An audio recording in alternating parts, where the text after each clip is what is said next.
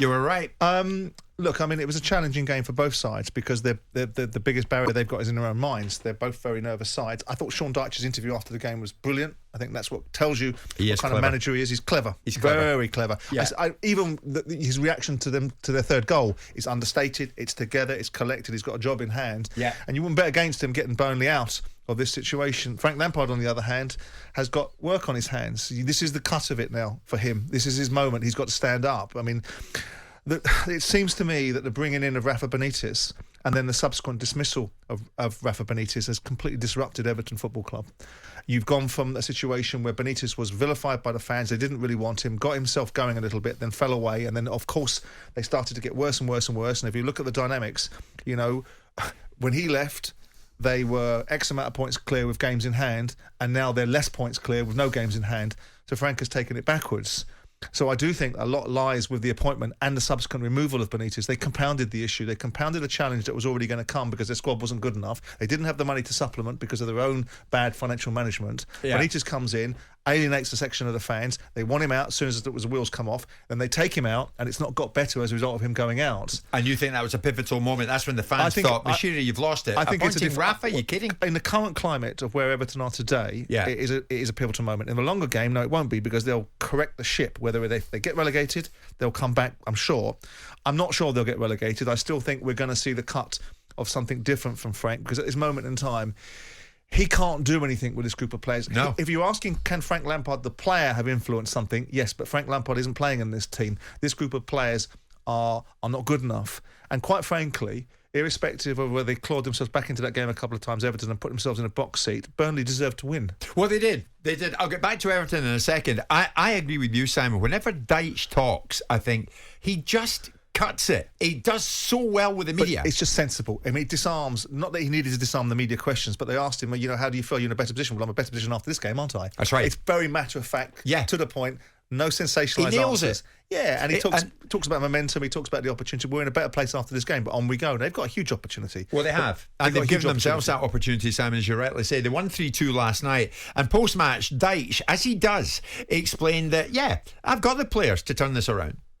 Scored a goal and then the field changed on a penalty, and then they get a second out of nowhere, and then at half-time we corrected it, spoke to the players just about getting back to the basics, really, and the bigger picture of their season.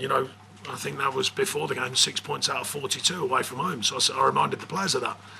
We've been in that mode ourselves, and it's difficult to break out of that. It's difficult to find the confidence and the belief in seeing out games. So I reminded the players of their difficulty, but I said it's for us to go and expose that, and we just about did. We still played better, of course, and there was moments where we made poor decisions, but we found the moments that count. Okay, next up for Burnley away to Norwich. I mean, he nails it. I saw you nodding at everything he said there. It's just very sensible. But what I did take away from that game is not a lot of quality. I mean, neither one of those teams are gracing the Premier League with any particular quality, and both of those teams would fit quite nicely in the Championship. Yeah, would you miss either of them? Probably not really. Not. I mean, the difference between Burnley was a little bit of quality up top from people like Cornet that came into the game, and their drive and determination, because going in at 2-1 down at half-time, having conceded what I thought was a slightly lightweight penalty. In fact, both penalties, in my view, were lightweights. But they gave them and they scored them, and Everton were in a situation. But they came out and they drove at Everton. And I was listening to Alan Stubbs this morning, interestingly, on Sky, talking about the dynamic of how Everton are conspiring to find a way to lose games. Yeah. That was his analysis of it. Finding a way to lose games. There's one message. Evertonians getting in touch now in big numbers. Here's one. I'll pick it out. Simon, I agree with you on almost everything, but blaming Benitez this morning for where Everton are is wrong. I'm not blaming Benitez. I'm blaming the appointment of Benitez. It destabilised the club. Well, it's one and the same thing, isn't it? It's not. Benitez took the job because he was offered it. The people that appointed him in the job are the people that are culpable for the particular conundrums they've got. Benitez was always going to be a poisoned situation. He was always going to take them on a fast track to Palookaville, because there was always going to be this dynamic of the fans weren't going to have him. And the moment he was going to have to do something significant to win over the dissenters. Yeah. And the moment they didn't, the moment it went slightly off field, there was going to be this situation. So my point is not about Benitez's management. The appointment destabilised the club because it alienated a section of fans. Then the wheels came off, and then they took him out, so they destabilised it even further. Right, well, give me a name then. Who is to blame for Everton's current predicament? Mashiri, Benitez, or Lampard? Well, I think Mashiri ultimately, because he's the intellectual capital behind who makes these appointments. Frank's coming in with no reference point. Mashiri's compounded it. Frank was a nice appointment if Everton are in good nick. He's a nice appointment for Frank Lampard and for Everton Football Club if Everton have all their ducks in a row. When you've got Frank Lampard coming in, who's a fledgling manager, who I believe still will be a top manager, but these experiences are quite debilitating for him because he doesn't have the toolkit. Paul Clement and his backroom staff need to do a little bit more, because they're supposed to be elite coaches to bridge the gap between Frank Lampard understanding what's in that situation of relegation, because Clement's been around relegations. He knows what they look like. He didn't actually set himself any great achievements when he was in amongst it as a first-team manager, but he's a top-draw coach. And we're seeing none of that manifest itself in the team. So who's to blame? The blame game serves no purpose. But in this instance, if you want to point your finger at people, it's a lack of decision-making that's beneficial for Everton Football Club from Mashiri. Financial mismanagement has put him in a situation where that group of players ain't good enough. They've overpaid for it. They've lost players through things they could never control. They couldn't control what's happened to Sigurdsson because of off-field activities. They can't control that sort of stuff, so they lose players like that they've paid top-draw money for. They buy players like Michael Keane they've never developed. Yeah. And here they are now. So that's Mashiri's watch. Benitez was a poisoned appointment from the get-go. He would have been okay, but and I think even despite that dreadful performance against Norwich that compounded him and got him sacked in the end, I still think they probably would have been okay under Benitez, but there would have been a rumbling and a dissent from the fans how much they dislike him, and it would have been a constant chip away. So he would have gone anyway. Now, Frank Lampard doesn't, in my view, have the reference point. He's going to have to find it. Now, he talks about the pressure he's under. Reference point? The reference point to understand how to turn this loser mentality and this group of players that are lightweight, don't recover from adversity, and cannot dig themselves out of problems that they get themselves into. That's a unique skill that Frank doesn't have any experience of, because whilst he talked about pressure and the expectation is the same as being at the top of the tree, no, it's not. You're going in with a group of players that believe they can win. This group of players don't. You've got to change that mindset. So you've got to put Dyche and Burnley over Everton and Frank then, from that point of view, because Dyche does this for fun. Well, the pressure now switches, right? Because you've got Everton playing Man United. No expectation. I mean, Man United are rubbish, but you could quite plausibly see Everton turn up and get a result against Man United because they're poor too, irrespective of the league position. But he's got no expectation against Man United, against Chelsea, beside the desperate need. But Burnley now, the bottle switches, because Norwich are bottom of the league. Burnley have opened the door for themselves. They've got a group of games that consist of teams that are fundamentally outside of the top part of the division. So now Burnley can see the light, and they can see the opportunity. And now the pressure ramps on Burnley, because if Everton get a decent result, let's say they get a draw against, everyone's going to expect Burnley. Norwich are bottom of the league. They're done. They're finished. They're gone. They're toast. You can go up there and win that game. So the pressure switches to Burnley, and then you'll see how these players, because let's be honest, we're giving Sean a pass, but Burnley have been at the bottom of the division all season.